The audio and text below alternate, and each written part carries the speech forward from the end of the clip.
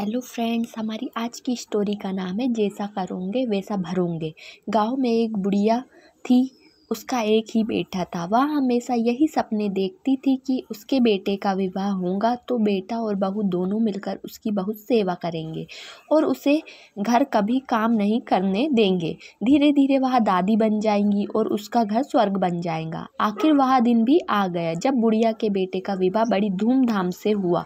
वह दादी भी बन गई, लेकिन संयोग से उसका कोई भी सपना पूरा नहीं हुआ। बुढ़िया का बेटा तो सुबह काम पर चला जाता और पोता स्कूल चला जाता। तब बहू उसके साथ बहुत बुरा व्यवहार करती। बहू बुढ़िया से घर में झाड़ू लगवाती, झूठे बर्तन मंजवाती, टूटे फूटे बर्तनों में उसे भोजन देती। शुरू में तो बहू अपने पति और बेटे के पीछे ही बुढ़िया से झगड़ती थी, लेकिन धीरे धीरे वह अपने पति के सामने भी बुढ़िया का मान करने लगी। एक दिन टूटे बर्तनों में बुढ़ियों का भोजन करते देखकर उसके बेटे को बहुत दुख हुआ। उसने अपनी माँ का पक्ष लेते हुए अपनी पत्नी को बहुत डांटा।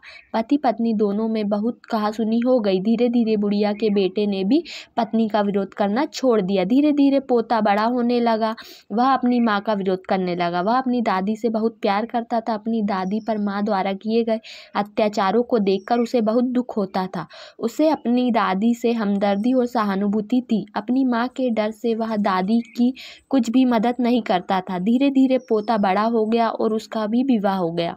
पोते की नई बहू छुप छिप कर अपनी दादी सास पर बहुत होते हुए अत्याचार चुपचाप देखती रहती थी, लेकिन पोते की बहू को बुढ़ापे में दादी सास से काम करवाना जरा भी अच्छा नहीं लगता था। जब कभी पोते की बहू बुढ़िया को काम करते देखती तो उसकी मदद करती, तो उसकी सास उसे खूब डांटती। पोते की बहू जब कभी दादी सास को रोते हुए देखती तो उसे दुख होता था। एक बार बुढ़िया बीमार पड़ गई और परलोक सिधार गई। अब बुढ़िया की बहू से ही घर का सारा काम कराती और उसके साथ अभद्र व्यवहार करती। जब पोते की बहू ने देखा कि उसकी सास दादी सास की तरह ही उस पर अत्याचार कर रही है तो उसने बदला लेने की ठान ली। वह भी अपनी सास से वैसा व्यवहार करने लगी जैसा व्यवहार उसकी सास अपनी सास से करती थी। अब तो पोते की बहू अपनी सास को फूटी थाली में भोजन देने लगी। यह देखकर उसके पति और ससुर ने विरोध किया। पोते की बहू ने अपने ससुर और पति से कहा, मेरी दादी सास जितनी मेहनती और सीधी थी, जब माताजी उन्हें फूटी थाली में भोजन देती थी तब तुम कुछ क्यों नहीं बोले? उन पर होने वाले अत्याचारों को तुम दोनों चुपचाप देखते रहे। तब क्या तुम्हारे मुख पर ताला लग गया था? यदि किसी ने माताजी की पैरवी की तो मुझसे बुरा कोई नहीं होगा।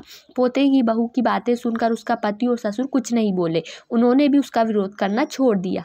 ससुर को अपनी पत्नी के साथ अभद्र व्यवहार देखकर बहुत गुस्सा भी आता था। जब ससुर पोते की बहू को डांटने लगे तो वह उनके साथ भी अभद्र व्यवहार करने लगी। सास ससुर अकेले में बैठकर अपने सुख दुख की बातें करते और यही सोचते कि जैसा करोगे वैसा भरोगे।